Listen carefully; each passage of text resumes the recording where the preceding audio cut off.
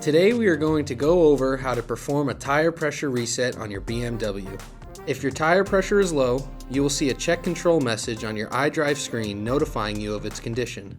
Your pressure may be low due to damage or because of fluctuation in weather. If your pressure is low, it is advised to pull over as soon as possible and inspect your tire condition. If you have run-flat tires, you should not drive more than 50 miles per hour and should not drive for an extended period of time. To check your individual tire pressure, navigate to your home page, then click Car, Vehicle Status, and Tire Pressure Monitor.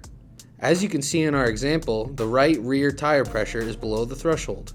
The recommended tire pressure for your car can be found in your owner's manual or on a sticker on the driver's side door. If winter weather is approaching, you can set your pressures 2 to 3 psi above what it is listed on the door. This will prevent your tire pressure from dropping below the threshold in cold weather. Once your pressures are correctly set, navigate to the tire settings page of your Idrive. From your home page, click Car, Vehicle Status, Tire Pressure, and Tire Settings. At the bottom of the tire settings page, you will see the option to perform a reset. In order to select this option, your engine must be running and the vehicle must be stopped.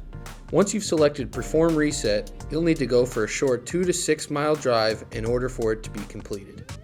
If you have any concerns about your tire condition, it is always best to check in with your service advisor at your local BMW dealership.